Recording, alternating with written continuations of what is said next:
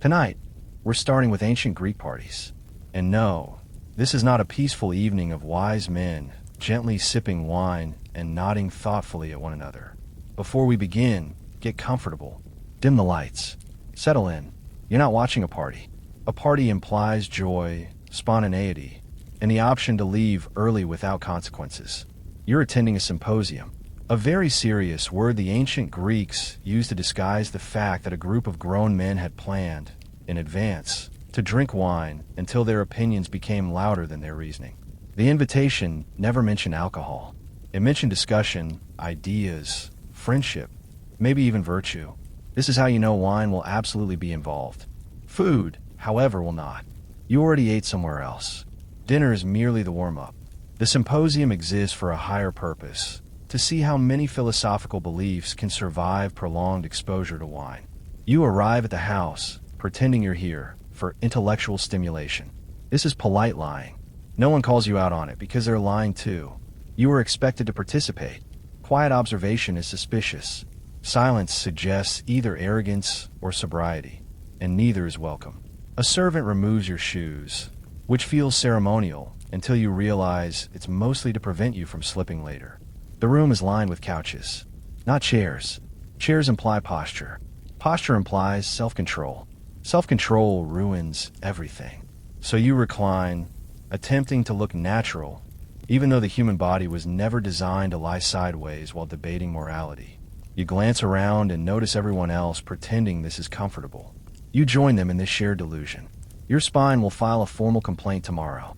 The lighting is low, not for romance, but so no one can clearly see each other's expressions once judgment begins to decline. The room hums with anticipation. The sound of men about to become extremely confident about things they only half understand. You tell yourself this will be civilized, thoughtful conversation, measured drinking, reasonable conclusions. You make these promises the way people promise. They'll just have one cup. Then the wine arrives. It is mixed with water because the Greeks were many things, but suicidal was not one of them. You nod approvingly at the ratio, even though you will absolutely ignore it later. The symposium has officially begun. At this point, reason is still present. It won't stay long, because once everyone starts drinking, the symposium reveals its true purpose. Not to discover truth, but to test how confidently wrong a person can be while reclining. And you are about to participate enthusiastically. The moment you enter the room, you are expected to lie down. Not eventually. Not after a polite pause. Immediately. Standing too long suggests uncertainty. And uncertainty is not fashionable at a symposium. Chairs are nowhere to be found. This is intentional. Chairs imply structure. Structure implies limits. Limits are the enemy of whatever tonight is about to become. You choose a couch and recline, try and make it look natural. It is not natural.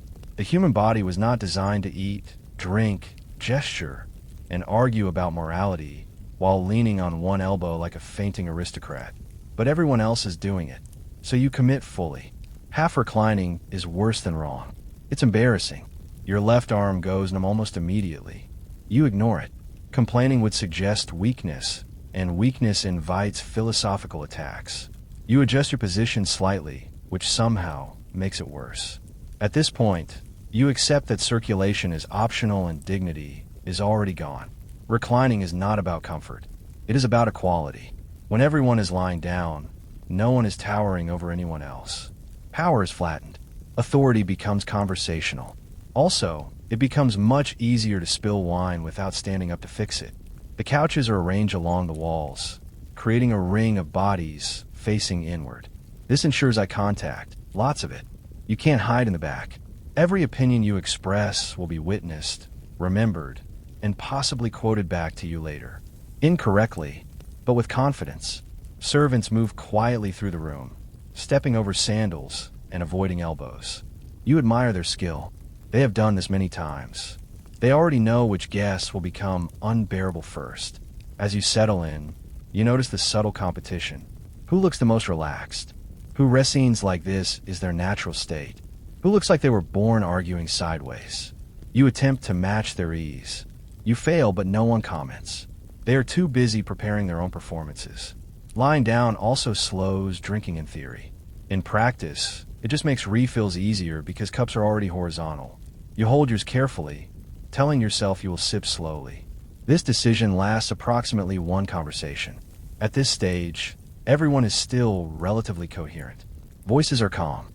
Laughter is measured. Opinions are phrased politely.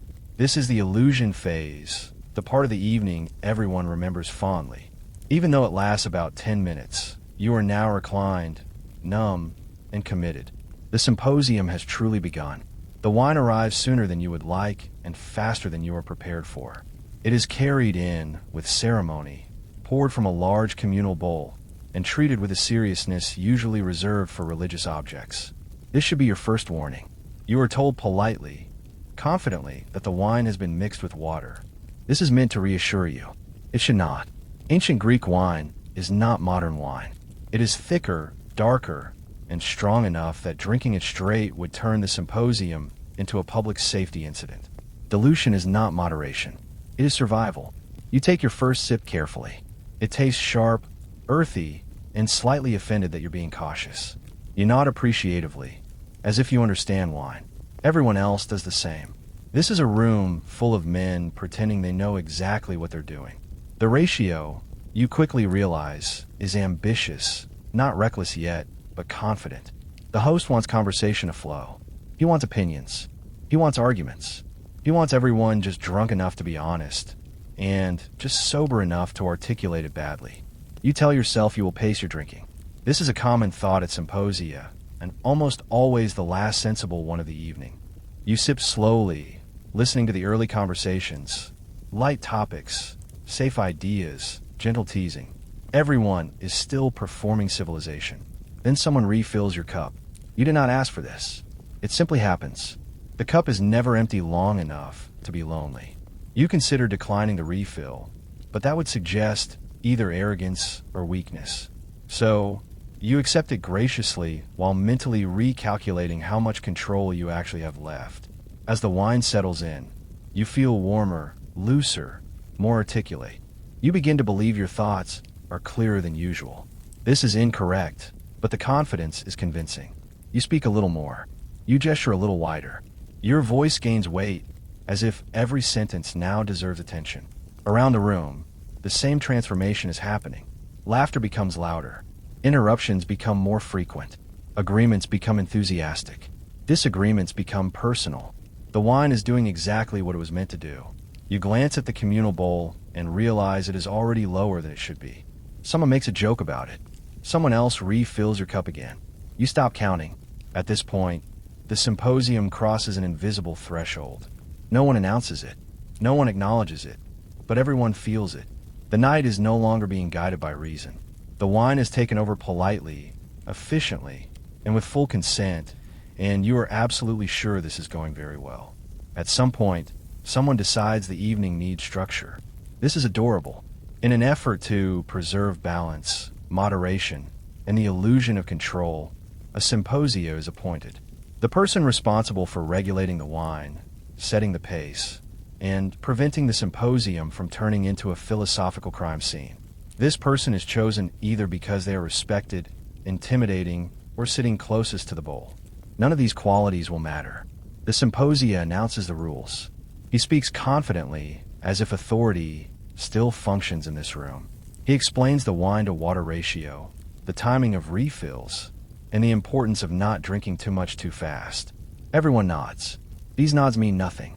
They are ceremonial nods, like the kind you give before ignoring instructions entirely. For about 5 minutes, the system works. Cups are filled carefully. Refills are spaced out. People pretend restraint is a shared value. You even believe this might succeed. Then someone laughs too hard. Then someone else refills their cup without asking. Then the symposia refills his own cup, which is not a great look for leadership. You watch his authority quietly dissolve as guests begin topping off their wine whenever a servant walks by. No one challenges him directly. That would be rude. Instead, everyone simply behaves as if the rules are suggestions. The way people treat speed limits on empty roads. The symposia attempts to reassert control. He clears his throat. He makes a comment about moderation. Someone responds with a joke. The room laughs. The moment is gone. From now on, the symposium will run on momentum. You notice that cups are no longer being emptied before refilling. This is an important development. Wine is now stacking. Conversations overlap. The room grows louder. The symposia gives up and reclines deeper into his couch, accepting his fate. This is not failure. This is tradition. The position of symposia exists not to maintain order, but to give the evening a brief head start before chaos. It provides structure the way a thin rope provides structure to a landslide. You stop paying attention to who is in charge. No one is. The wine decides now. And strangely, this feels correct. The symposium is no longer pretending to be governed. It has reached its natural state. A room full of confident voices, loosened minds, and cups that are never empty long enough to cool. Responsibility had its moment. It passed quietly without protest. Once responsibility has officially left the room, entertainment arrives. This is meant to elevate the evening. It does not. It does, however, make it louder. Someone produces a liar. This person believes they are talented. No one challenges this belief, because the wine has reached the point where disagreement feels like unnecessary effort. The first notes are plucked, and you nod appreciatively, even though you cannot tell whether the instrument is being tuned or slowly threatened. Music at a symposium is not background noise. It demands attention. You're expected to listen, react, and look emotionally moved. So you do. You tilt your head slightly. You close your eyes for a moment. You make a thoughtful face that says, yes, this is culture. Even though what you're actually thinking is, this sounds better from further away. Then comes singing. Someone begins reciting poetry. Another joins in. The rhythm is questionable. The volume is ambitious. The confidence is unmatched. You clap politely at the end, because that is what civilized people do when they are unsure whether something has gone wrong. The musician, encouraged by the applause, continues. At this point, you realize the purpose of the music is not enjoyment. It is participation. It fills the room, prevents silence, and gives everyone something to agree on without thinking too hard. You tell yourself it's better than more debating. This may not be true, but it feels comforting. As the wine works its way deeper into the room, the music grows bolder. Someone starts tapping along. Someone else hums incorrectly. A third person insists on correcting the melody and makes it worse. The lyre player accepts these contributions with grace, which is impressive considering the circumstances. You begin to sway slightly, not because you are enjoying the music, but because lying down and drinking wine has affected your sense of balance. You assure yourself this looks natural. Servants move through the chaos with practiced indifference. They have seen this before. They know how this ends. They refill cups while stepping around enthusiastic gestures and dangerously expressive elbows. By now, the music is no longer entertainment. It is atmosphere. It blends in the laughter, the conversation, the wine splashing just a little too close to the floor. You continue to nod, clap, and pretend this is exactly how you hope the evening would go. And somewhere in the back of your mind, you realize something important. This is only the beginning. The once music has softened everyone's judgment, and wine has convinced you that your reflexes are excellent. Someone suggests games. This is the turning point. This is where the evening stops pretending to be about culture and becomes about proving things that do not need proving. The games are simple. That's what makes them dangerous. One involves flicking wine from your cup at a target, usually a small dish or bowl placed across the room. The rules are explained quickly and poorly. Accuracy is praised. Spillage is ignored. You participate because opting out would imply cowardice or worse, sobriety. You flick, you miss. Wine splashes on the floor. No one cares. In fact, someone cheers. You are encouraged by this response and flick again with more confidence and less control. The target is now theoretical. Another game involves riddles. Someone poses a clever question, expecting clever answers. This works for approximately one round. After that, the riddles become increasingly abstract, then aggressively confusing, and finally indistinguishable from statements. You offer an answer anyway. Everyone nods like it makes sense. The point is not winning. The point is participation. The point is noise. As the games continue, the room becomes more animated. Reclining turns into half-sitting. Half-sitting turns into leaning dangerously forward. Gestures widen. Cups tilt. The couch leg becomes suspiciously wet. You notice that people are laughing before the jokes land.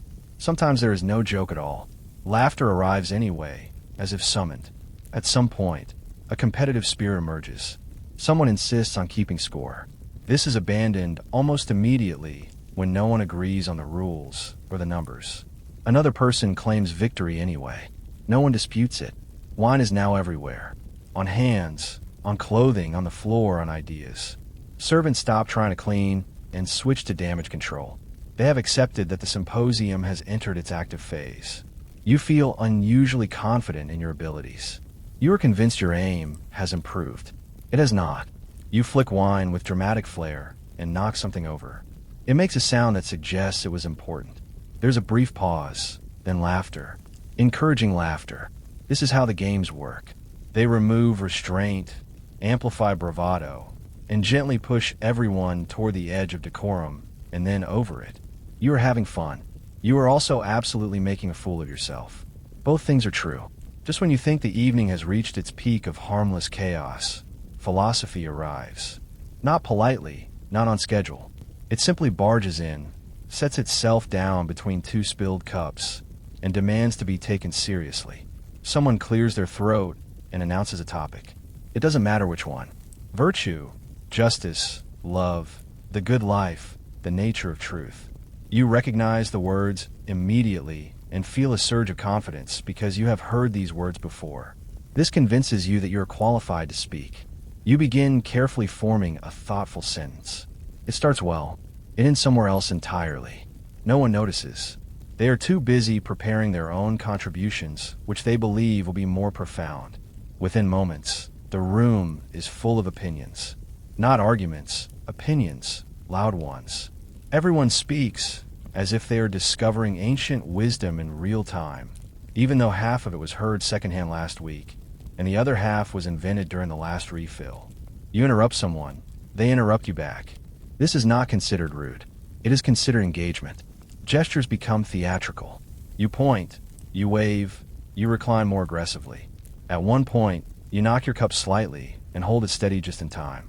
This feels like a victory worth mentioning. You do mention it. No one listens. Someone insists that virtue can be taught. Someone else insists it cannot. A third person insists that both positions are wrong, but does not explain why. You nod enthusiastically because this feels correct. The wine has reached the stage where every idea feels urgent. Silence becomes uncomfortable. You speak not because you have something to say, but because not speaking feels like losing. Across the room, someone laughs loudly at their own point. Another person claps in agreement with a statement they did not fully hear. This is how consensus forms. The debate grows warmer, louder, and increasingly personal. You feel passionate about what exactly is unclear, but the feeling is undeniable. And then it happens. You say something you immediately believe is brilliant. It sounds right. It feels important. It lands with confidence. For a brief moment, the room quiets. Someone nods. Someone else repeats part of what you said, but slightly wrong. You bask in this moment. Tomorrow, you will not remember what you said. Tonight, you are absolutely certain it changed everything. Philosophy has taken control of the symposium, and it is drunk. At some point, without any formal announcement, you begin speaking louder. You don't decide to do this. It simply happens the way tides happen or the way bad ideas gain confidence after wine. In your mind, you are not shouting. You are projecting. There is a difference, and you are convinced everyone appreciates it. Your voice now carries across the room.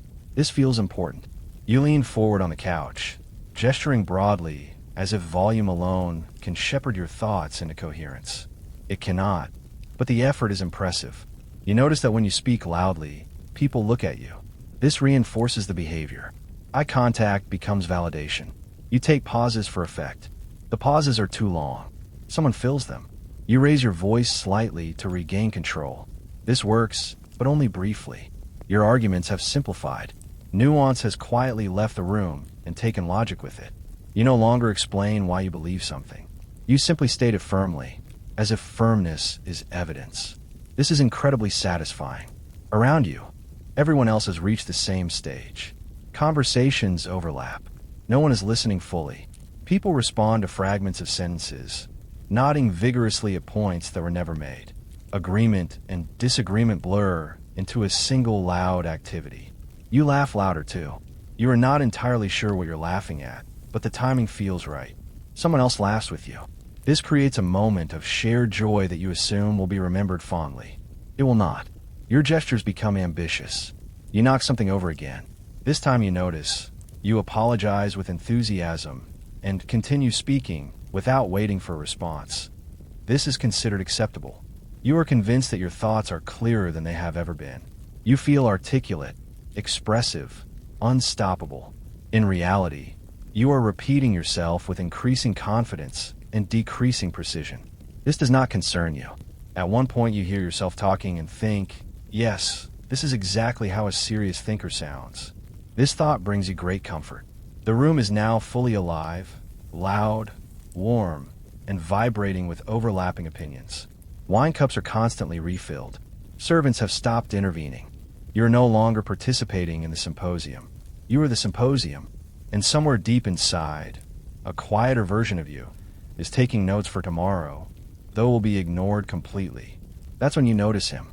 There is always one man at the symposium who should not exist. While everyone else has gradually loosened, softened, and emotionally leaned into the wine, this man remains sharp, upright, annoyingly present. He drinks a lot, and yet somehow nothing happens to him. You do not like this man. He rests calmly, listening more than speaking. Eyes clear, posture steady. He remembers names. He follows arguments. He reacts at appropriate moments. This is deeply unsettling. You glance at his cup, hoping to see that it's been secretly filled with water. It is not. Every time you make a bold claim, this man tilts his head slightly. Not aggressively, not dismissively, thoughtfully. This is worse. You can't tell if he agrees, disagrees, or is simply cataloging your mistakes for later use. Someone asks him a question. He answers concisely, clearly, with terrifying coherence. The room quiets for a moment, as if recognizing a predator. You feel the sudden urge to interrupt, not because you disagree, but because silence feels dangerous. You speak louder than intended. He looks at you again. This man will remember tonight. While others are repeating themselves, exaggerating stories, and slowly unraveling, he continues engaging with fresh points. You begin to suspect he is not drinking wine the way everyone else is drinking wine. He is drinking it like a tool. This feels unfair. You reassure yourself that no one will remember what you said earlier, that everything spoken here will dissolve by morning into vague impressions and wine-soaked regret. This belief collapses every time he nods, smiles faintly, or responds directly to something you said 10 minutes ago. Accurately. You avoid his gaze. You reposition yourself on the couch, pretending your arm has gone numb again. You laugh loudly at a nearby joke, hoping distraction will save you. It is not. At some point, someone praises this man for his endurance. He shrugs modestly. You resent him for this, too. The symposium continues around him like a storm, but he remains untouched, a calm center of memory and clarity. You realize with a sinking feeling that tomorrow, when you struggle to recall the evening, this man will recall it for you. In detail, you decide to drink more. This seems like the correct response, because if one person is going to remember everything you said tonight, the least you can do is make sure you don't. At some point in the evening, usually between a particularly confident argument and a poorly aimed gesture, you notice something important by its absence. Respectable women are not here. This is not an oversight. This is policy. The symposium is a male space designed very carefully to be exactly that. Wives, daughters, and women of good standing remain elsewhere, protected from this spectacle, or perhaps protected from you. The Greeks call this order. You call it convenient, because no one you actually have to face tomorrow is present to hear what you are saying tonight. The women who are present fall into very specific categories. Musicians, entertainers, courtesans. They are educated, articulate, and far more sober than anyone on the couches. This is not an accident. Someone has to remember how the night actually went. They move through the room with practiced calm, playing instruments, singing, refilling cups, observing. They laugh at the right moments. They listen closely. They make mental notes you will never have access to. You briefly convince yourself that this makes the symposium more philosophical. Fewer distractions. You think, just men and ideas.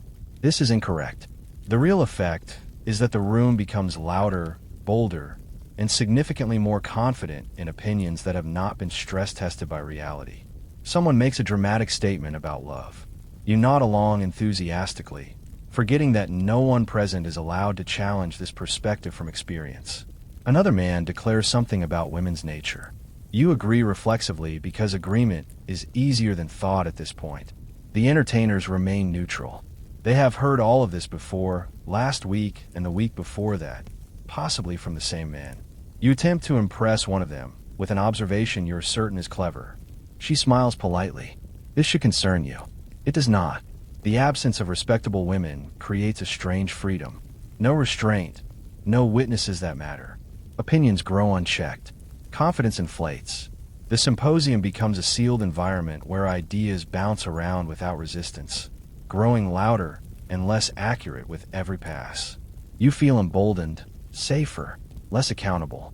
This, you later realize, is exactly the problem. Because a room where only one kind of voice is allowed does not become wiser. It becomes louder.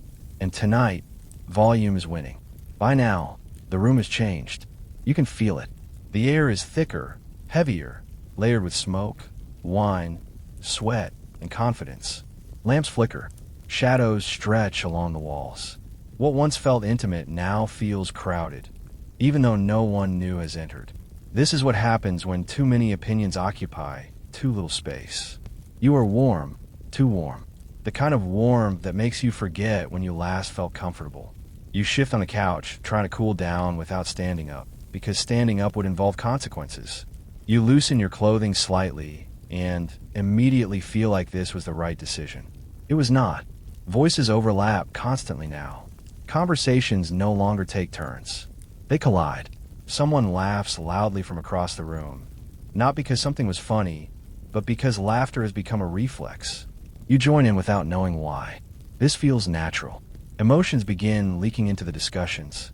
What started as abstract ideas now sounds suspiciously personal. A debate about justice turns into a complaint about unfair treatment. A discussion about virtue becomes an accusation. Someone mentions honor. Someone else takes it personally. You're not sure why, but you nod. You find yourself reacting faster than you think. Words leave your mouth before they are fully formed. You interrupt someone mid-sentence, then immediately forget what you were going to say. You fill the silence with volume. This seems effective. The heat makes everything feel urgent. Every statement sounds like it matters deeply. You are convinced that if you don't speak now, your thought will disappear forever. This is incorrect, but you speak anyway. Several people speak at once. No one wins. Someone slams a cup down for emphasis. Wine spills. No one cleans it up. That would slow things down. Another person leans forward dramatically, knocking knees with a neighbor. Apologies are exchanged loudly and immediately forgotten. You notice faces are redder now. Eyes are brighter. Movements are sharper. The symposium has reached emotional operating temperature. This is where things are said that will echo quietly later, usually at inconvenient times. You feel alive, engaged, fully present. You also feel a faint sense of danger, like standing too close to a fire you built yourself. The room is no longer just hosting the symposium. The room is the symposium, pulsing loud, emotional, and one careless sentence away from becoming unforgettable. At some point, the argument you were passionately defending simply disappears. It doesn't end. It doesn't resolve. It just quietly slips out of your grasp like a thought you were absolutely sure you had 5 seconds ago. This should alarm you. It does not. What remains is confidence. Pure, undiluted confidence. You no longer remember what started the debate, but you are certain you are correct. You feel this deeply in your bones, in your gestures, in the way you nod while someone else speaks, as if confirming points that may or may not align with what you were previously saying. Someone challenges you. You respond immediately without hesitation. The response is firm, decisive, and completely unrelated to the challenge. No one points this out. That would slow the momentum. Momentum is sacred. Now you begin repeating yourself. This feels intentional, like emphasis. You believe repetition adds strength. It does not, but the conviction behind it is impressive. Each time you restate your point, you do so louder. as if volume might summon clarity back into existence. Around the room, the same phenomenon is unfolding. Everyone has lost the thread, but no one has lost certainty. Statements float freely, detached from evidence, context, or even grammar. They collide occasionally and are immediately applauded. You hear yourself say something and think, "Yes, exactly. That's what I meant." Even though you have no idea what you meant, someone agrees with you enthusiastically. This feels validating. You do not question why they agree or what they think you said. Agreement is enough. You are no longer debating ideas. You are defending a feeling. The feeling that you are right and that this matters. Silence feels threatening. You feel it quickly. Others do the same. The room hums with overlapping declarations, none of which require follow-up. You lean back, satisfied. Your work here is done. You have contributed meaningfully to the evening's intellectual atmosphere. You know this because you feel very sure about it. Somewhere nearby, someone is still sober enough to notice the disconnect. You do not look at them. The symposium has reached a crucial stage, the point where clarity is gone, memory is unreliable, but confidence has achieved total independence. This is dangerous territory, but it feels incredible. Eventually, the symposium does not end. It simply loses momentum and collapses inward like a tired argument that can no longer support itself. No one announces that it's time to leave. People just begin failing to continue. You attempt to sit up fully. This was a mistake. Your body responds with a brief but firm reminder that reclining sideways for hours while drinking was not part of its design specifications. You pause, pretending this hesitation was intentional. No one questions it. Several people are doing the same thing. Around the room, conversations trail off mid-sentence. Someone begins a thought, forgets it halfway through, and replaces it with laughter. Another person stands up too fast, immediately regrets it, and pretends they were just stretching philosophically. A servant appears with a lamp. This is the universal signal. The night has entered its final phase, assisted departure. The servant does not ask if you need help. They already know. You rise carefully, one limb at a time, negotiating with gravity as if it might be open to compromise. The floor feels farther away than expected. The couch, which betrayed you earlier, now tries to pull you back in. You refuse. Shoes are returned to you. You stare at them briefly, as if unsure what their purpose is. Eventually, you put them on, not correctly, but adequately. Outside, the night air hits you with brutal honesty. It is colder, sharper, and far less impressed by your confidence. You inhale deeply and immediately regret it. The wine does not appreciate fresh air. Someone places a steadying hand on your arm. You accept this without comment. Independence is no longer a priority. As you walk, the street seems longer than it was on the way in. The lamplight sways. Shadows stretch. You feel both deeply thoughtful and profoundly empty. This feels philosophical, so you decide not to question it. You attempt to recall the evening. You remember fragments, laughter, strong opinions, the sober man's face, something you said that felt important. The details are gone, but the certainty remains that you were brilliant. Your escort listens patiently as you summarize your own thoughts to yourself out loud. They do not respond. This is kindness. When you finally reach your door, you pause. You feel like something meaningful has happened, something lasting, something worth remembering. You will not remember it. Tomorrow you will wake with a headache, a dry mouth, and the vague suspicion that you owe someone an apology, though you will not be sure who. Tonight, however, you were convinced the symposium was a success. You survived it, and that in ancient Greece counted as participation. Morning arrives with absolutely no regard for what you did the night before. There is no gentle transition, no respectful pause. You wake up as if summoned by an angry god who has reviewed your behavior and found it disappointing. Your head hurts in a way that feels philosophical. Your mouth is dry. Your eyes resist opening, and your body refuses to cooperate without negotiation. You lie still for a moment, hoping this is temporary. It is not. As memory returns, it does so selectively and cruelly. You remember confidence. You remember volume. You remember being absolutely certain you were correct. You do not remember why. Fragments surface. A gesture. A laugh that went on too long. A sentence that began with conviction and ended somewhere unsafe. You replay moments, hoping clarity will arrive. And instead, discovering only new layers of regret, you sit up slowly. This feels like a mistake, but you continue anyway. The room tilts slightly, as if offering commentary. You take this as criticism. Now comes the real danger, running into people. Every passerby feels like a potential witness. Did they hear you last night? Did they hear about you last night? You scan faces for recognition, judgment, or worse, amusement. Someone greets you warmly. This does not reassure you. Warmth suggests memory. You attempt to reconstruct the symposium logically. There was wine. There was debate. There was laughter. At some point, you were winning an argument. You're sure of this. The lack of evidence does not trouble you. It simply annoys you. Then you remember him. The sober man. The one who listened. The one who nodded. The one who will remember everything you said accurately and without mercy. You feel a chill unrelated to the morning air. You consider avoiding him indefinitely. Throughout the day, ordinary tasks feel heavier. Conversations feel louder. Every sound feels personal. You promise yourself you will never drink that much again. This promise feels sincere and will last until the next invitation. By evening, the worst of the discomfort fades, leaving behind a familiar sense of resignation. Whatever you said, it's too late now. The symposium has passed into memory. Yours fractured and forgiving. Others precise and permanent. You tell yourself, this is part of the process. This is how ideas are tested. This is how men learn mostly. This is how men learn to pace their drinking.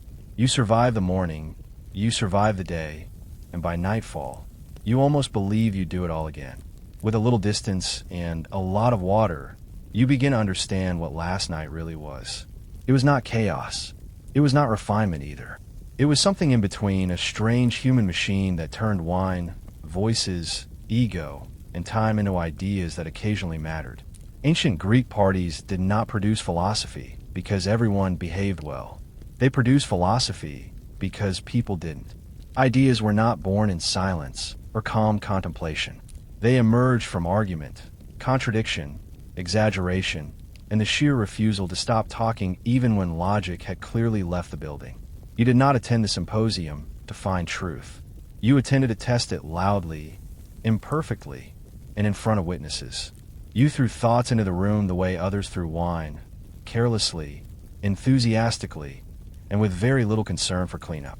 Most of what was said last night will never matter. It will dissolve into jokes, retellings, and secondhand embarrassment. But a few fragments, a question, a challenge, a contradiction will linger. Someone will remember them. Someone will revisit them sober. Someone will write them down later, minus the slurring and confidence. This is the part history prefers not to mention. The great ideas of ancient Greece did not emerge fully formed from serene minds. They were hammered out in rooms like this. Smoky, loud, uncomfortable rooms where men reclined awkwardly, drank too much, interrupted each other, and mistook confidence for insight until insight occasionally appeared by accident. You were not attending a party. You were participating in a social engine.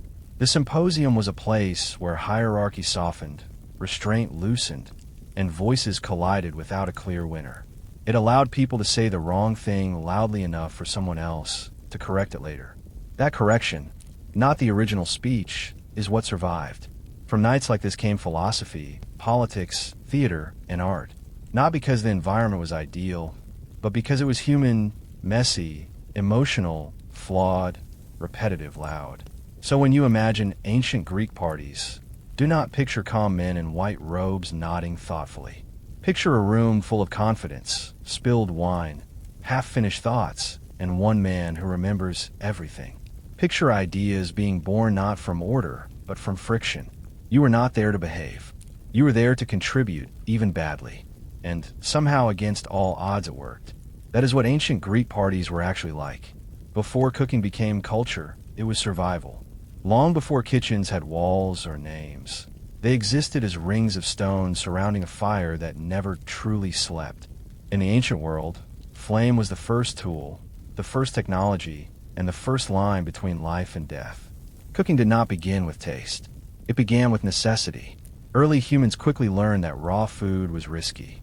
Meat spoiled fast, roots were hard to digest, and parasites were an invisible threat. Fire changed all of that. Heat softened tough fibers, killed disease, and released energy trapped inside plants and flesh. A roasted animal was not just safer to eat, it fed more people for longer. In this sense, cooking was humanity's earliest form of efficiency. These first meals were simple but deliberate. Meat was skewed on sharpened sticks or laid directly on hot stones. Tubers were buried in ash to cook slowly underground. Nothing was wasted. Bones were cracked for marrow. Fat dripped into the fire and flavored everything around it. Smoke clung to hair, skin, and clothing, becoming the scent of daily life. There were no recipes, but there was knowledge. Elders knew which plants became edible after heating, and which remained deadly no matter what you did to them. Fire made bitter roots tolerable and transformed poisonous seeds into staples. Cooking was learned by watching, copying, and remembering, not by writing. Over time, fire itself became organized. Hearths were built in fixed places. Ash was cleared, stones arranged, airflow managed. This was not accidental. A good hearth meant consistent heat, which meant predictable food. Predictable food meant stability. Stability meant settlements. In this way, cooking helped anchor humans to place long before agriculture fully took over. Flavor came later. At first, there was only heat, smoke, and time. But even then, preferences formed. Some foods tasted better roasted than boiled. Some meats were sweeter when cooked slowly. These small observations were the ancestors of cuisine. The birth of cooking was not glamorous. It was smoky, messy, and dangerous. Burns were common. Fire spread. But every cooked meal quietly rewired the human body and brain, allowing more energy, larger communities, and longer lives. Before cooking was art, before it was tradition, before it was pleasure, it was fire, patience, and hunger working together. As fire became controlled, cooking became contained. In ancient Mesopotamia, one of the world's earliest urban civilizations, this shift took a decisive form. Clay. The invention of pottery changed ancient kitchens forever. Food was no longer just roasted or scorched. It could now be simmered, mixed, and transformed slowly over time. Mesopotamian kitchens revolved around clay pots set directly into hearths. These vessels allowed for boiling and stewing, methods perfectly suited to a land shaped by rivers, grain, and livestock. Barley, wheat, onions, garlic, and lentils formed the backbone of daily meals. Meat was a luxury stretched thin by cooking it in broths that could feed many mouths at once. What makes Mesopotamian cooking extraordinary is that it was written down on clay tablets pressed with cuneiform script. Scribes recorded some of the oldest known recipes in human history. These were not poetic descriptions, but practical instructions, quantities, steps, and ingredients. Cooking had officially entered the realm of knowledge worth preserving. The stews themselves were complex. They combined meat with leeks, herbs, fermented sauces, and fats. Some recipes included milk, beer, or blood as thickeners. Flavor came from balance rather than spice heat. Salty, sour, and earthy notes layered together in ways that feel surprisingly modern. These meals were not cooked in isolation. Kitchens were social spaces, especially in larger households and temples. Women, servants, and enslaved workers prepared food in large quantities, feeding families, laborers, and gods alike.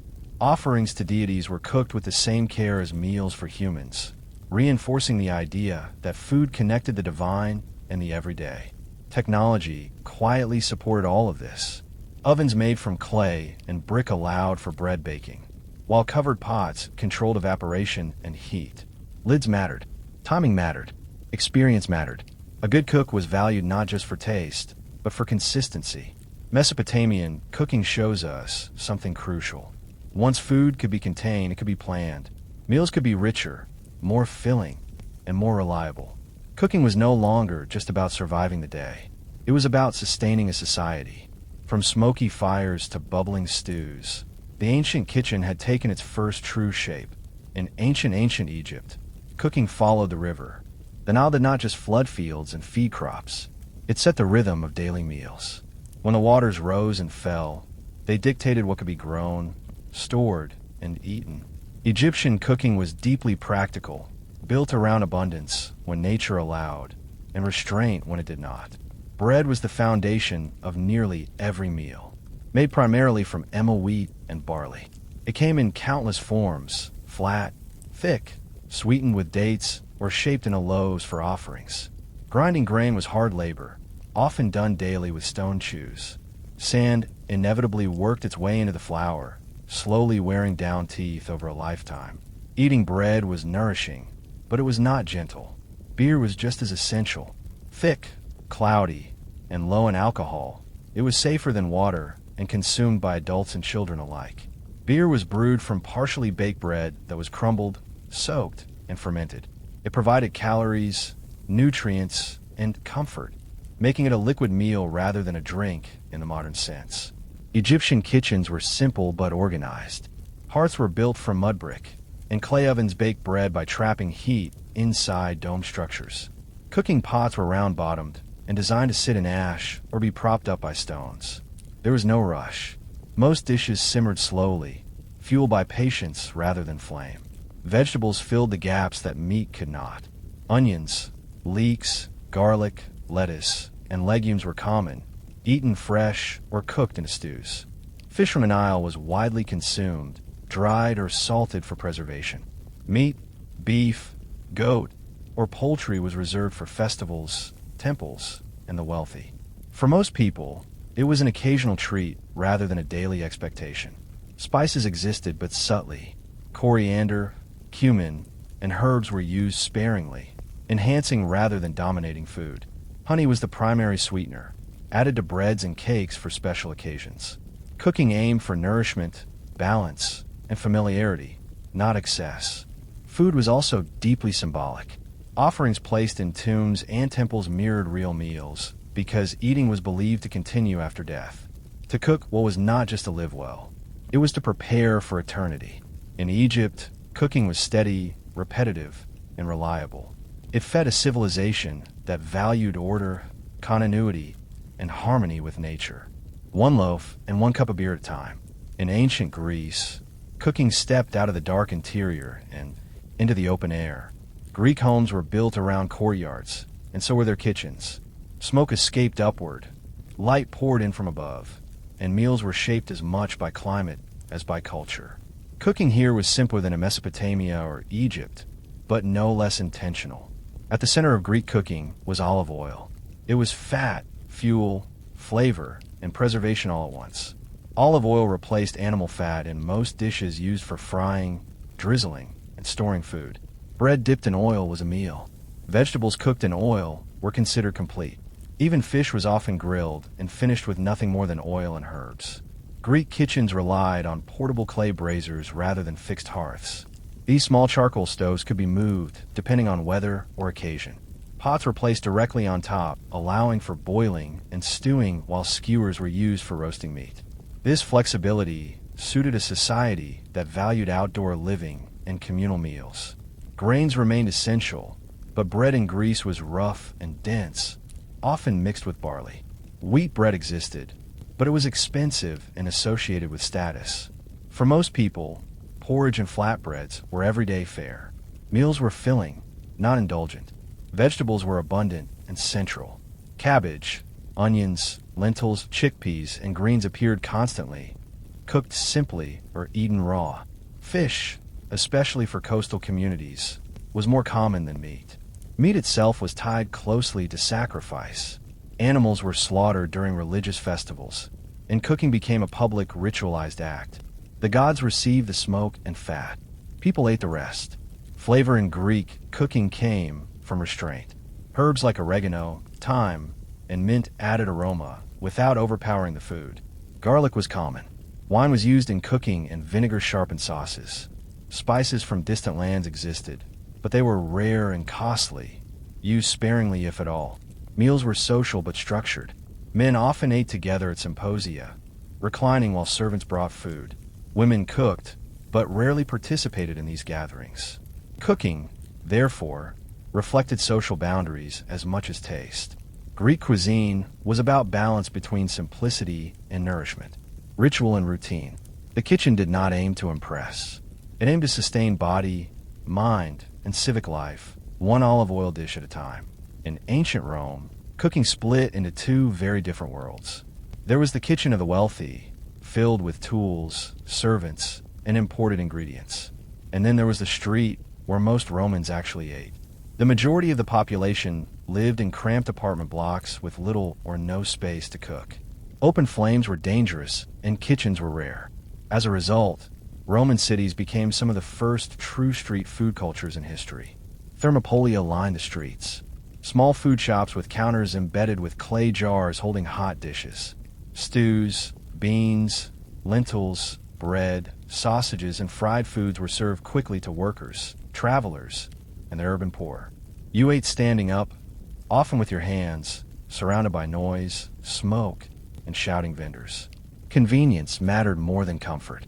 For those who could cook at home, Roman kitchens were functional, but smoky. Here's burned wood or charcoal and bronze, or iron cookware handled intense heat. Romans roasted, boiled, fried, and baked with confidence. Bread ovens existed both privately and publicly, producing loaves on an industrial scale for cities of hundreds of thousands. The defining feature of Roman cooking was sauce, especially garum. Made from fermented fish guts left to rot in the sun, garum was intensely salty, pungent, and unavoidable. It was added to nearly everything from meat to vegetables to wine. To Roman tastes, it was not disgusting. It was essential. Roman cuisine was also global. The empire pulled ingredients from across Europe, North Africa, and the Near East. Pepper came from India, dates from the desert, wine from Gaul and Spain. Wealthy households competed through extravagance, serving exotic animals, stuffed dormice, and elaborate multi-course meals designed to impress guests as much as feed them. Cooking in elite Roman homes was a performance. Professional cooks oversaw teams of slaves, timing dishes precisely to match conversation and spectacle. Recipes recorded by writers like Apicius focused on excess, complexity, and novelty. Food is status. Yet beneath the luxury, the average Roman meal remained humble. Bread, olives, beans, and watered wine. Meat was occasional. Hunger was common. Cooking reflected the inequalities of empire. In Rome, food was everywhere. In kitchens, on streets, in temples, and at banquets. Cooking had become not just survival or tradition, but identity, power, and display. In the world of the Aztec Empire, cooking began not with fire alone, but with stone. The foundation of daily food was maize, and maize could not be eaten raw. It had to be transformed through nixtamalization, soaking dried corn in an alkaline solution made from lime or ash. This process softened the kernels, released nutrients, and turned maize into something that could sustain an empire. This was not accidental chemistry. It was inherited knowledge, refined over centuries. Without mixed amylization, corn causes malnutrition. With it, maize becomes complete. Every Aztec kitchen depended on this quiet but brilliant technique. Once prepared, the corn was ground by hand on a mat, a flat stone used with a heavy grinding tool. This was exhausting daily labor, usually done by women before dawn. The result was masa, a soft dough that became tortillas, tamales, and countless other foods. Cooking began early because hunger waited for no one. Aztec hearths were simple, usually 3 stones supporting a clay comal, a flat griddle heated over fire. Tortillas were cooked quickly, flipped by hand, eaten fresh. They were not side dishes. They were plates, spoons, and staples all at once. Everything was wrapped in them. Beans, squash, chilies, tomatoes, and herbs filled out meals. Meat was rare. Turkey, dog, fish, or insects appeared occasionally, but most people ate plant-based diets by necessity, not ideology. Chilies provided heat, flavor, and preservation. Meals were spicy, smoky, and deeply aromatic. One of the most important drinks was chocolate, made from cacao beans, ground and mixed with water, chili, and spices. It was bitter, foamy, and cold. Chocolate was not a dessert. It was ritual, currency, and status. Only elites drank it freely. For everyone else, it was sacred and rare. Cooking in the Aztec world was inseparable from religion. Fire was alive. Food offerings fed gods. Meals followed calendars, rituals, and cosmic cycles. Even everyday cooking carried spiritual weight. Technology was subtle but effective. No metal cookware existed, yet the system worked. Stone, clay, fire, and timing replaced iron and steel. Efficiency came from tradition, not tools. Aztec cooking was labor-intensive, repetitive, and essential. Every tortilla was the result of hours of preparation. Every meal reminded people that survival depended on knowledge passed hand-to-hand generation to generation. Here cooking was not luxury or display. It was discipline and devotion made edible. In ancient China, cooking evolved toward efficiency, balance, and control. Unlike cultures that relied heavily on roasting and open flames, Chinese kitchens favored methods that conserved fuel and maximized nutrition. This was not philosophical at first. It was practical. Wood was valuable, populations were dense, and cooking had to be fast, repeatable, and reliable. The hearth was compact, often built low to the ground with openings designed to channel heat precisely. From this came one of the most influential cooking tools in history, the wok. Thin metal walls heated quickly, allowing food to cook in seconds rather than minutes. Stir-frying was not about speed for convenience. It was about survival in a resource-conscious world. Cutting mattered as much as cooking. Ingredients were sliced small and uniformly before touching heat. This reduced cooking time and made food easier to eat with chopsticks. Knives were used in preparation, not at the table. Cooking ended violence. Eating required harmony. Grains formed the base of the diet. In the North, militant wheat dominated. In the South, rice ruled daily life. Rice was steamed rather than baked, cooked in lit pots that trapped heat and moisture. Steaming preserved texture and nutrients while using less fuel than boiling. Vegetables were constant: cabbage, greens, mushrooms, bamboo shoots, and roots. Soybeans were transformed into tofu, sauces, and paste through fermentation. Another quiet technological triumph. Fermented foods added protein, flavor, and shelf life without the need for refrigeration. Meat existed, but in moderation. Pork and poultry were common when available, but always stretched with vegetables and grains. Bone broths extracted every possible nutrient. Nothing was wasted. Cooking reflected the belief that balance, not abundance, sustained health. Seasoning followed similar logic. Soy sauce, vinegar, ginger, garlic, and scallions layered flavor without overwhelming the dish. Spices were used deliberately, not excessively. The goal was harmony between salty, sour, bitter, sweet, and savory, an idea that would later be formalized, but was already practiced instinctively. Chinese cooking was also deeply tied to medicine. Food was categorized by its effect on the body: warming, cooling, drying, or moistening. What you cooked depended on the season, your health, and your age. The kitchen was an extension of preventative care. In ancient China, cooking was not spectacle. It was mastery through restraint. Heat was brief, cuts were precise, and meals were designed to sustain the body and maintain balance quietly, efficiently, and every single day. In ancient India, cooking was shaped by climate, belief, and an early mastery of flavor. Unlike many ancient cuisines that relied on subtle seasoning, Indian cooking embraced complexity early on. Heat, aroma, and spice were not afterthoughts. They were the foundation of the kitchen. Grains formed the base of daily meals. Wheat dominated the north, shaped into flatbreads cooked on hot GR. Rice ruled the south, boiled or steamed to accompany stews and vegetables.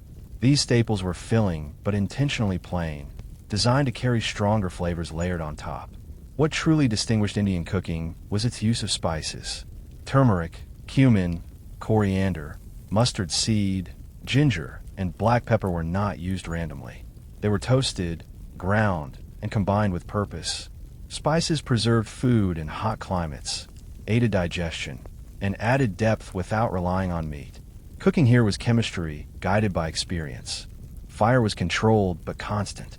Clay hearths burned wood or dried dung, producing steady heat, ideal for slow cooking. Pots were thick-walled, designed to simmer lentils, vegetables, and grains into nourishing stews. These dishes could cook unattended, freeing time for work and ritual. Meat consumption varied widely. In many regions, it was limited or avoided altogether due to religious beliefs. The cow especially became sacred, shaping diets around dairy rather than slaughter. Milk was transformed into yogurt, butter, and clarified ghee, which became one of the most important cooking fats. Ghee added richness, stability, and flavor, and it burned cleanly in hot pans. Vegetarian cooking thrived not as restriction, but as innovation. Lentils and legumes provided protein. Vegetables were cooked in countless ways: fried, stewed, spiced, or fermented. Meals were balanced across textures and flavors, offering satisfaction without excess. Cooking was deeply ritualized. Meals followed rules of purity and timing. Certain foods were eaten at certain times of day. Hands were washed. Pots were cleaned meticulously. Eating was not casual. It was a controlled act tied to health and spirituality. Ancient Indian kitchens also understood the body. Food was classified according to its effects: heating or cooling, heavy or light. Cooking was preventative medicine, meant to keep the body in equilibrium rather than react to illness. In India, cooking was not just about feeding the body. It was about aligning the body with environment, belief, and balance. Every spice, every method served a purpose far beyond taste, sustaining life in both physical and spiritual form. Across the ancient world, kitchens looked radically different, yet they solved the same problem in remarkably clever ways. Whether built from stone, clay, or earth, the hearth was always the heart of daily life. Cooking was not a background task. It was constant labor repeated every day, shaping bodies, schedules, and societies. Ancient cooking reveals how deeply humans adapted to their environments. In river valleys, stews stretched grains and meat. In dry climates, spices preserved food and aided digestion. In forests and plains, roasting and smoking protected against spoilage. Every technique emerged from necessity, not comfort. Technology played a quiet but decisive role. Clay pots allowed simmering. Flat stones became griddles. Fermentation turned perishable ingredients into stable staples. None of these required advanced tools. Only observation, patience, and repetition. Innovation did not always look like progress. Often it looked like refinement. Cooking also exposed inequality. Elites ate variety and spectacle. Common people ate what sustained them. Street food fed cities. Temple kitchens fed gods. The same fire cooked both survival meals and luxury banquets, depending on who controlled the ingredients. Gender and labor were inseparable from the kitchen. In many cultures, women bore the daily burden of preparation, grinding grain, tending fires, carrying water, cleaning pots. Cooking demanded time, strength, and endurance. Meals were not effortless. They were earned. Food carried meaning beyond nutrition. Offerings honored deities. Certain foods marked festivals, status, or purity. What you ate and how reflected identity. Cooking defined belonging as much as language or dress. Despite the hardship, ancient cooking was efficient. Nothing was wasted. Bones became broth. Ash became fertilizer. Leftovers became tomorrow's meal. Modern abundance often hides this wisdom, but ancient kitchens ran on precision and restraint. Perhaps most striking is how familiar these meals still feel. Bread, stews, sauces, flatbreads, fermented foods. These are not relics. Their foundations still present today. Modern kitchens owe more to ancient ones than we often realize. Cooking in the ancient world was slow, smoky, and demanding, but it was also intelligent, adaptable, and deeply human. Every meal represented centuries of accumulated knowledge passed hand to hand, long before written science or modern technology.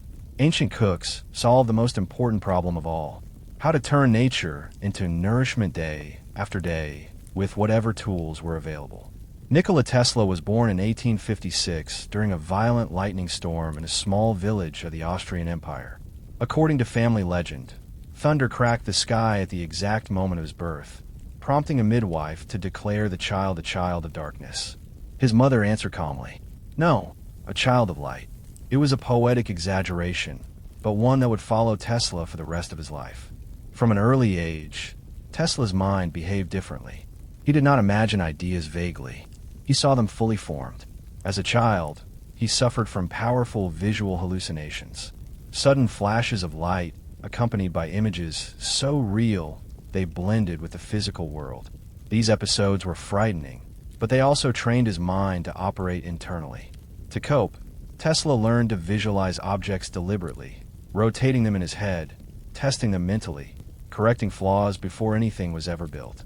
This ability would later become his greatest strength. Tesla grew up surrounded by language, discipline, and expectation. His father, a Serbian Orthodox priest, wanted him to become a man of letters, not machines. His mother, though illiterate, was a gifted inventor in her own right, crafting household tools and mechanical aids from nothing but intuition. Tesla later credited her with giving him his inventive spark, even if she never wrote a word. As a boy, Tesla was obsessive. He memorized entire books, performed mental calculations for entertainment, and developed a compulsive relationship with patterns and repetition. He was physically frail, but mentally relentless. Sleep came in short bursts. His thoughts never stopped moving. Illness nearly ended his life during his teenage years. Bedridden with cholera, Tesla hovered near death for months. In a desperate moment, his father promised that if Tesla survived, he would allow him to study engineering. Tesla recovered and never forgot the bargain. From that point on, his life narrowed toward one goal: mastery of electricity. Even as a student, Tesla struggled with authority. He worked obsessively, then rebelled. He dazzled professors, then disappointed them. His brilliance was undeniable, but so was his difficulty fitting into normal systems. By the time Tesla left home, he was already living partly in the future, designing machines in his head that the world did not yet have the tools, patience, or imagination to understand. When Nikola Tesla left his childhood home to pursue engineering, he did not enter education as a student seeking guidance. He entered it as a man convinced his mind already worked faster than the system built to contain it. This tension would define his early adult life. Tesla studied engineering in Graz, where his brilliance immediately stood out. He could perform complex calculations in his head, recite textbooks from memory, and visualize machines with photographic clarity. Professors praised him at first, but Tesla did not merely study electricity. He obsessed over it. He worked from early morning until late night, sleeping only a few hours, pushing himself with a discipline that bordered on self-destruction. It was during these years that Tesla became fixated on alternating current. Direct current, the dominant system at the time, frustrated him. It wasted energy, required constant intervention, and felt inelegant. Tesla believed electricity should flow naturally, rhythmically, like breath. Alternating current, he was convinced, was the future, even when his instructors dismissed the idea as impractical or dangerous. Conflict followed. Tesla openly challenged professors, correcting them publicly and refusing to abandon ideas he believed were right. What began as admiration turned into concern. His workload became erratic. Periods of extreme productivity were followed by collapse. Gambling crept in, first as distraction, then as compulsion. He lost his scholarship. His academic path fractured. Tesla never completed his degree. For most people, this would have been the end of the story.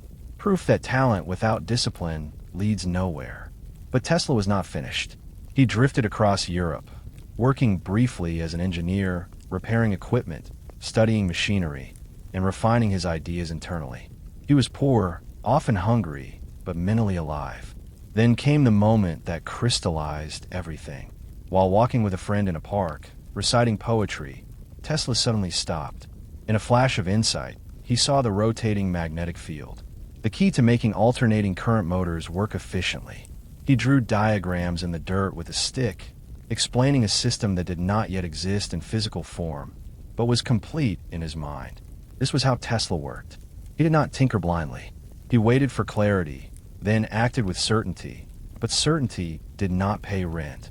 Europe had no room for a man who challenged authority, rejected convention, and refused compromise. Tesla realized that if his ideas were to survive, he would need a different stage. That stage lay across the ocean in a country powered by ambition, speed, and electrical wires still waiting to be built. When Nikola Tesla arrived in New York City in 1884, he carried little more than a letter of introduction, a few poems, and an unwavering belief in his ideas. The city itself was already buzzing with electricity, but not the kind Tesla believed in. America was wired for direct current, and its most powerful advocate was Thomas Edison. Tesla initially worked for Edison, repairing generators and solving technical problems others could not. He impressed his superiors quickly. When machines failed, Tesla fixed them. When design stalled, he improved them. His mind moved effortlessly through complexity. But admiration did not equal respect. Edison believed in trial and error, in brute force experimentation. Tesla believed in precision, theory, and mental design. The two men could not have been more different. Edison famously distrusted alternating current, dismissing it as dangerous and impractical. Tesla saw direct current as inefficient and limiting. What began as professional disagreement soon became ideological war. Tesla claimed Edison promised him a substantial bonus for improving his machines, a promise Edison later laughed off as a joke. Whether miscommunication or deception, the result was the same. Tesla quit, humiliated and broke. What followed was brutal. Tesla dug ditches to survive. The man who envisioned the future of electricity now labored with a shovel, earning daily wages to bury cables he believed were obsolete. Yet even in the dirt, Tesla did not abandon his ideas. He waited. His opportunity came when investors recognized the potential of his alternating current system. Tesla finally gained the resources to build and demonstrate his motor. When it worked flawlessly, smooth, efficient, and scalable. It proved everything Tesla had claimed. This ignited the so-called War of the Currents. Edison launched a public fear campaign, electrocuting animals to portray alternating current as deadly. Tesla responded not with theatrics, but with demonstrations of control. He allowed electricity to pass through his own body, lighting lamps without wires, showing the public that alternating current could be harnessed safely. The battle was not just technical. It was about power, reputation, and who had shaped the modern world. Edison had money, factories, and influence. Tesla had vision. Ultimately, practicality decided the war. Alternating current could travel long distances with minimal loss. Direct current could not. Power stations adopted Tesla's system. Cities grew brighter. Industry accelerated. Tesla had won. But victory came at a cost. He gained recognition, but not stability. And the world had only just begun to glimpse the depth of his ambition. Victory in the War of the Currents transformed Nikola Tesla into a scientific celebrity almost overnight. His alternating current system powered cities, factories, and streetlights, and his name began appearing in newspapers alongside words like genius and visionary. At public lectures, Tesla dazzled audiences with controlled lighting, glowing tubes, and machines that seemed pulled from the future. Electricity, once invisible and frightening, became something theatrical, and Tesla was its magician. For a brief moment, everything aligned. Tesla partnered with powerful backers, including industrialists who understood the value of his inventions. Royalties flowed in. He lived comfortably, dressed impeccably, and moved through elite social circles with ease. Hotels became his homes. Journalists sought his opinions not just on electricity, but on the future of humanity itself. Yet beneath the surface, instability was already forming. Tesla was not a businessman. He disliked contracts, avoided negotiations, and trusted too easily. When financial pressure mounted on his partners, Tesla voluntarily gave up lucrative patent royalties that would have made him one of the wealthiest men of his era. He believed ideas mattered more than money and assumed recognition would always follow usefulness. It did not. As his fame grew, so did his eccentricities. Tesla became increasingly ritualistic. He avoided physical contact, developed strict routines, and showed signs of obsessive behavior. He worked alone, sleeping little, eating selectively, and withdrawing from personal relationships. Invitations increased, but intimacy vanished. His ambitions also expanded beyond practicality. Tesla was no longer content with improving power systems. He wanted to revolutionize communication, transportation, and energy itself. He spoke openly about transmitting electricity wirelessly across the planet, an idea that fascinated the public but frightened investors.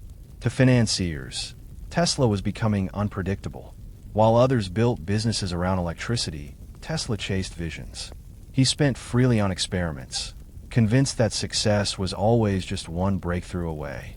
Money flowed out faster than it came in. Projects stalled. Deadlines slipped. Still, Tesla remained confident. He believed the world would eventually catch up to his ideas.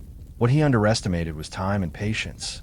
By the end of this period, Tesla was still famous, still admired, but increasingly isolated. The foundation of his success rested on fragile assumptions that genius would be rewarded automatically, and that the future would wait for him. It would not. The stage was set for Tesla's most ambitious project, and the beginning of his greatest downfall. At the turn of the new century, Nikola Tesla became consumed by a single idea, a world connected without wires. Not just messages, but power itself, transmitted through the air freely, endlessly, and available to all. To Tesla, this was not fantasy. It was the logical next step in human progress. He envisioned a planet wrapped in invisible energy, where information and electricity flowed as naturally as sound. Ships would navigate by wireless signals. News would travel instantly. Cities would glow without cables. In Tesla's mind, the future was already built. It simply needed funding. That funding arrived in the form of wealthy investors intrigued by wireless communication. With their support, Tesla began constructing a massive structure on Long Island, the Wardenclyffe Tower.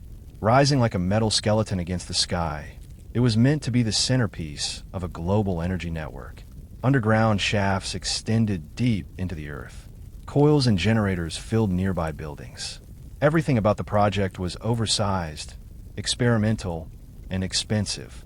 At first, confidence was high. Wireless radio transmission was beginning to show promise, and Tesla believed power would follow. But the project quickly ran into trouble. Costs ballooned. Results lagged. Investors grew uneasy. The core problem was not technical alone. It was philosophical. Tesla wanted to give energy away. His backers wanted profit. When they realized Tesla's system could not easily be monetized or controlled, enthusiasm turned to suspicion. Funding slowed, then stopped. Meanwhile, competitors achieved practical success. Others transmitted radio signals using simpler, cheaper methods. They published results. They built businesses. Tesla dismissed them as short-sighted imitators, insisting his system was superior. Technically, he may have been right. Commercially, he was irrelevant. Construction halted. The tower stood unfinished, a monument to ambition without support. Tesla refused to abandon it, but without money, he could not continue. Creditors closed in. Equipment was sold. The dream collapsed quietly without ceremony. For Tesla, the loss was devastating. Wardenclyffe was not just a project. It was proof of his worldview. Its failure marked a turning point. Investors stopped returning his calls. Newspapers lost interest. Invitations dried up. Yet Tesla did not retreat. He simply turned inward. If the world would not fund his visions, he would continue imagining them alone. The tower was eventually dismantled. Its materials sold for scrap. What remained was an empty field, and a question that still lingers today. Was Tesla too early or too idealistic for the world he was trying to power? After the collapse of Wardenclyffe, Nikola Tesla did not reinvent himself. He retreated. The public figure who once filled lecture halls slowly vanished into hotel rooms, notebooks, and routines that grew stranger with time. Tesla was still thinking constantly, but the world was no longer listening. Without investors, his work became increasingly theoretical. He announced inventions that were never fully demonstrated. Death rays, earthquake machines, energy weapons capable of ending war. Newspapers loved the headlines but stopped taking the claims seriously. To many, Tesla shifted from visionary to curiosity, a brilliant mind drifting untethered from reality. His personal habits hardened into rituals. Tesla developed an extreme aversion to germs, washing compulsively and refusing to touch objects handled by others. He demanded precise numbers, especially multiples of 3, in daily activities. He avoided physical relationships entirely, believing celibacy preserved mental clarity. Whatever focus these rules once gave him now isolated him further. Financially, things worsened. Tesla moved between hotels, charming managers into extending credit based on his reputation. He paid when he could, promised future earnings when he could not. Former partners distanced themselves. New investors never appeared. The world had moved on to mass production, corporate laboratories, and teamwork. Tesla remained fiercely alone. Yet his mind never stopped working. He filled notebooks with diagrams, equations, and predictions. Some were wildly impractical. Others were eerily accurate. He spoke of wireless communication devices small enough to fit in the hand. He imagined global information networks. He described remotech control machines decades before they became reality. These ideas passed mostly unnoticed, buried beneath his growing, eccentric image. Tesla's loneliness deepened, but so did his attachment to ideas over people. He formed emotional bonds not with colleagues, but with animals, especially pigeons. He cared for injured birds, fed them daily, and spoke of one pigeon with particular affection, claiming it meant more to him than any human relationship ever had. To the outside world, Tesla appeared tragic, even pitiful. Once celebrated, now ignored, once wealthy, now dependent. But this surface view misses something crucial. Tesla never believed success was measured by comfort or recognition.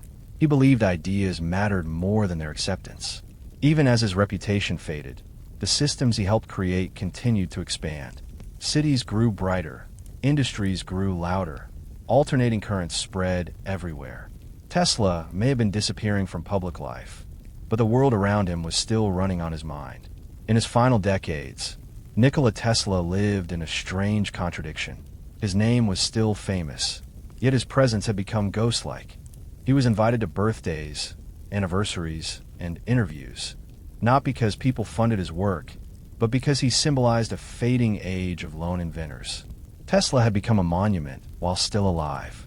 He spent his days moving between New York hotels, most notably the Hotel New Yorker, living in increasingly modest rooms. His income came from small stipends, occasional lecture fees, and the quiet support of admirers who felt the world owed him something. In truth, it did. But debts of recognition are rarely paid on time.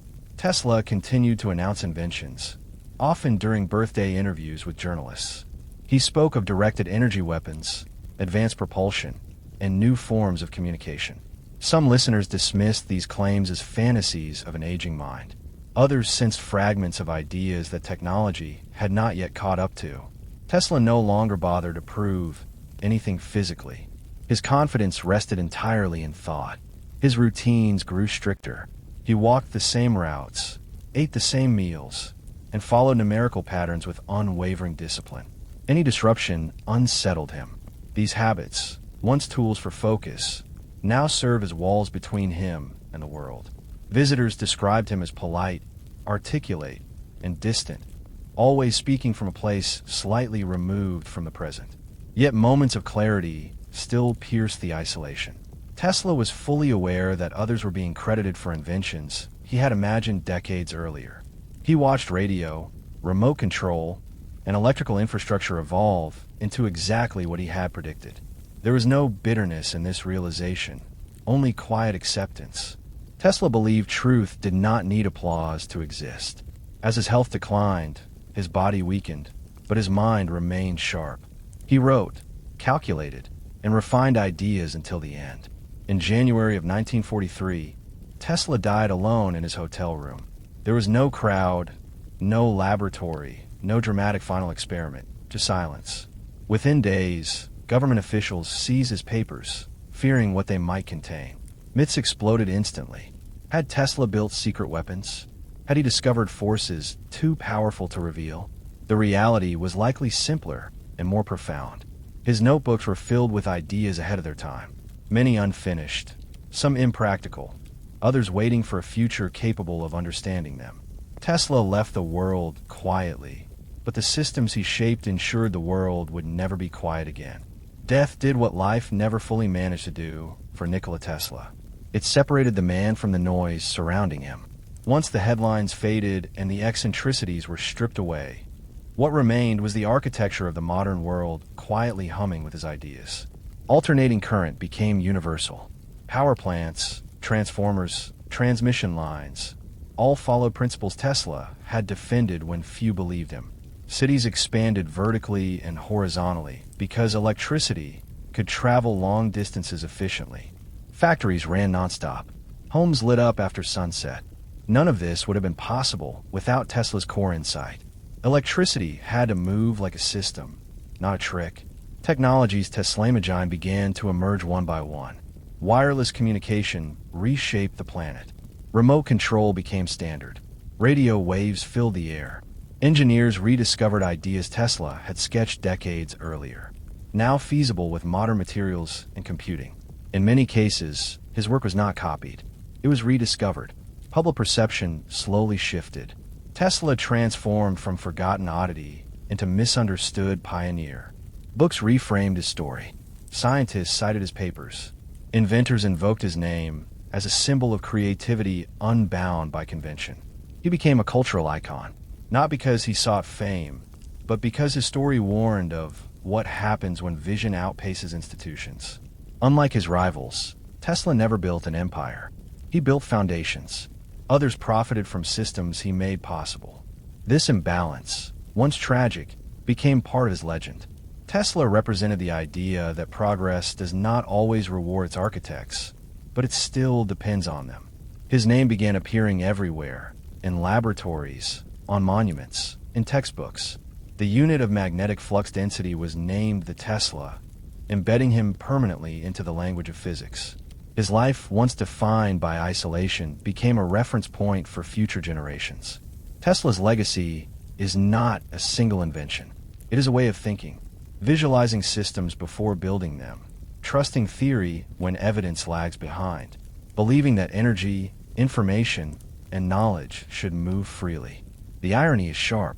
Tesla dreamed of a world powered without wires.